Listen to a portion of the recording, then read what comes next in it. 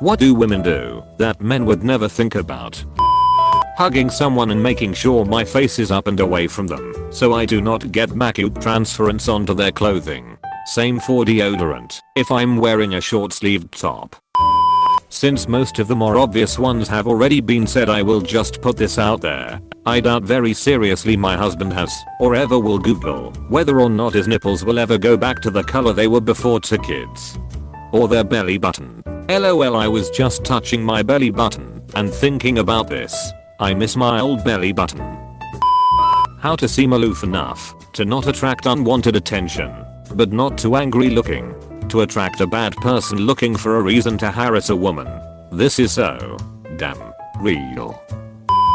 Debating the necessity of shaving my legs for specific events. Related. The number of times I have chosen to wear black tights over skin toned ones so I did not have to shave my legs. Aha, I'm so glad someone else does this. Panic when they sneeze during their period, or be paranoid about sitting in a light colored chair. I call it the purge.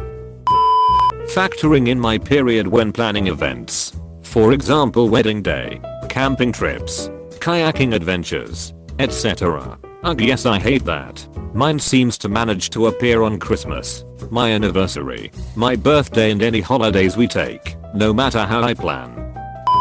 We use so much toilet paper, especially on our periods. Right before our wedding, my now husband and I were shopping, and he went to get toilet paper. He came back with a 4-pack. I asked him why he only got 4.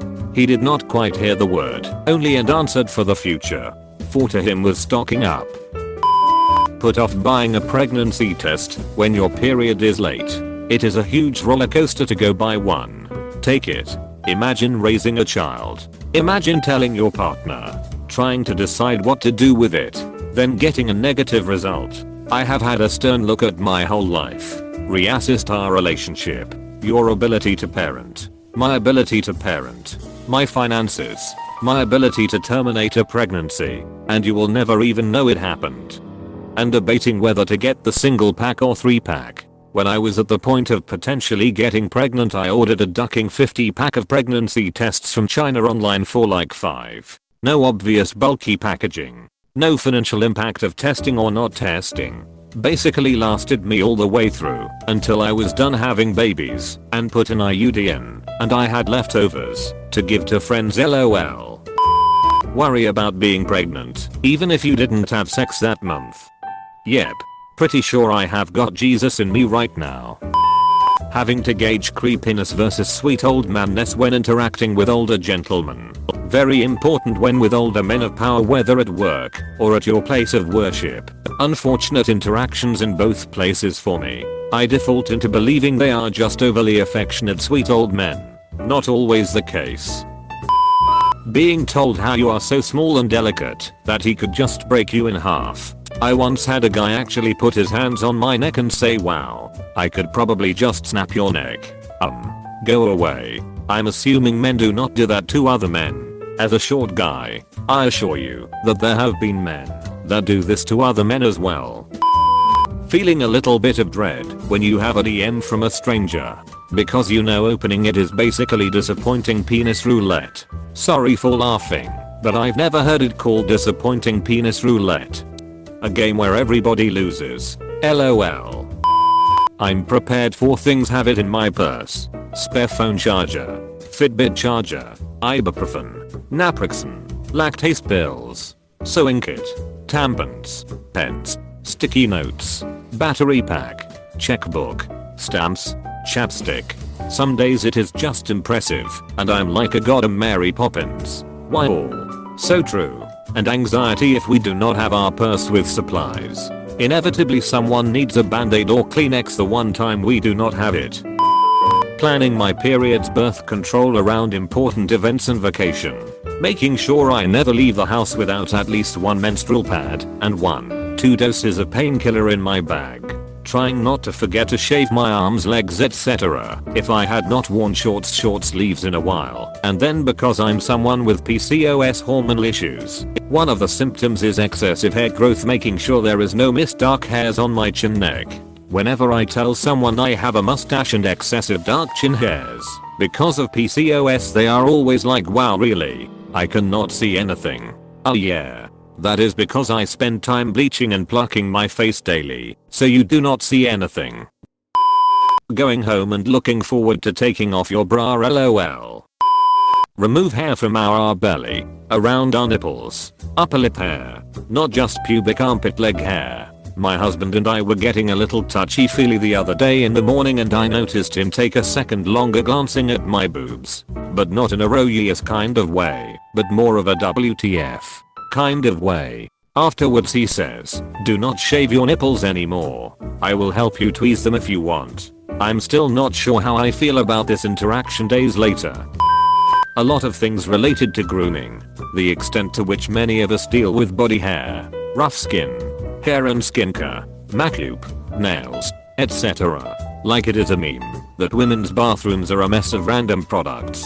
But I do not think many men actually think about the time and effort put into actually using those products. They just take it for granted that women's bodies are naturally smooth and soft and pretty. The whole text me when you get home thing we do with our girlfriends. None of my guy friends ever ask their guy friends to do that. That and sending screenshots of the Uber Lyft driver to your friends when you get in the car. And my girlfriends send me screenshots or contact info of their date when it's a newer person. Yes. And also when hosting a party making up extra beds so that the girls that live far away don't have to go home alone because it could be dangerous. So many things, and reading others' comments is soul touching that I'm not alone. One I haven't seen yet is how much I need to consider family planning and how it can impact my career. Several of my male colleagues have children, but my similarly aged female ones do not, because it will duck up our success. Do not forget the added stress of people thinking your maternity leave, which is criminally short, if you even get it in the US, is a vacation from work and not you being slave labor to the next generation we are going to need alive, healthy, and well socialized if we want our civilization to continue. Or those poor women whose husbands do not split sick vacation personal time for children stuff.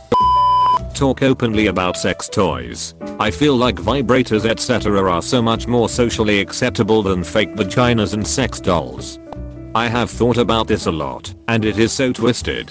I think it is because women are not supposed to have a lot of partners, so sex with a toy is more excusable, whereas male toys mean that they cannot get a woman and thus shameful, which is also super messed up. According to my husband, clean the countertops and dining table when you do the dishes. Blows his mind. Seriously, this was drilled into me as a kid. How did people grow up not learning these things? I would have been grounded so often if I did not wipe the counter stove dining table. Actively worry about cameras planted in our public bathrooms and hotel rooms. Yes, I always look around and get suspicious of weird holes in drywall or ceiling tiles. I'm always looking over my shoulder when I hear footsteps behind me. I walk to my car late at night with a cello and pin. No one will mess with a lady holding a sharp titanium rod. I'm a violinist. What part of my instrument can I use to ward off the creeps? After sex the cum is going to dribble back out, and I have to account for this in my plans. And that's why I don't want a quickie right before we leave for dinner. Does anyone else try and push it out right afterwards? I have had success with this, so that it does not dribble. Debate if you have enough money for name brand tampons pads, or if you need to get the cheaper generic option. Beg teachers and bosses for a bathroom break, like I can tell my period when to show up. Hold your keys like weapon in case someone tries to rape you in a parking lot. Wonder if your BO clock is running out, and deciding if you really want kids, or if you are happy having money. Have each other's backs, even if we don't know one another. I can't tell you the number of times my friends and I have rescued a poor girl in a bar or club from a creeper who just didn't understand the word no. All women know the help me eyes. Once seen, respond accordingly, usually with platonic dancing to pull her away from the creepy dude and into your larger group of people until the dude has walked away.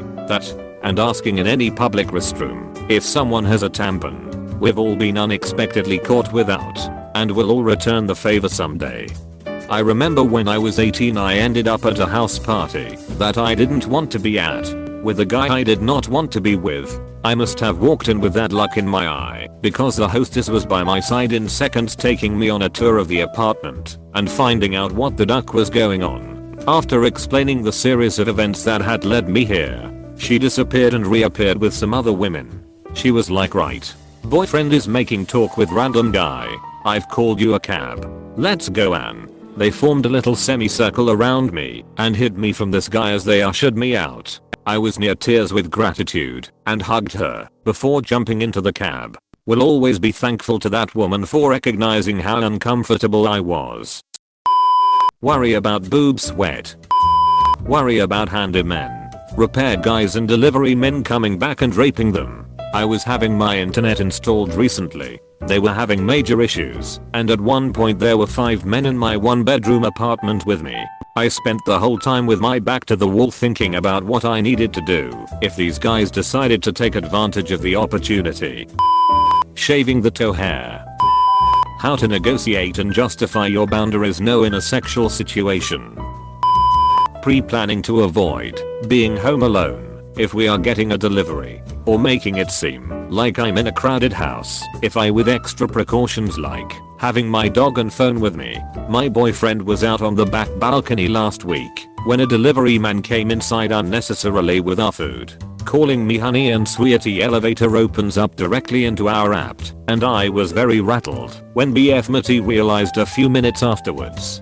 He was sympathetic, but I could see in his eyes that he just could not understand in the very least how scary something like that could be. Being nice to someone you are not interested in, even if they creep you out or are being rude. I do not think guys realize how much it takes out of us when we are forced to offer a smile to pushy jerks time and time again. It is draining to be kind to men that overstep boundaries and would not take no for an answer. When you fart and your jeans are tight, the fart gets stuck and feels like it goes in your vagina. One time I was on my period day 3 or something and I was feeling bad, so I took a bath. Partway through my bath I sneezed and out shot blood, and next thing I knew I was bathing in my menstrual blood. When I'm on my period I always crave taking a bath, but never do because I'm afraid that will happen again. Period, no baths. Change your shirt clothing to something more conservative to try and keep your nasty, sex-obsessed boss from staring at your boobs. Think about how a person you are rejecting might rape and or kill you. Some of us shave our faces, so makeup goes on better. Actively work to get over the ways we are socialized to experience attraction to certain things and repulsion from other things. Yes, we grow up being told that a tall, handsome, thin, muscular, rich prince is out there for us. But most women actually choose to grow up and stop looking for these things in a partner. It takes will and work to learn to appreciate socially undesirable characteristics as part of a whole person. When society is constantly telling you certain things from fatness to shortness to hair loss make someone inferior and undesirable, yet almost every man seems to think his attraction to conventionally hot, thin, curvy, light-skinned, unblemished, not smarter than him, not more successful than him, women is an unalterable product of nature, rather than a product of social conditioning and entitlement. I have seen men have the verbal equivalent of toddler meltdowns when presented with the idea that they really can choose to develop attraction to members of their preferred genders based on compatibility and genuinely important characteristics. Women do it all the time.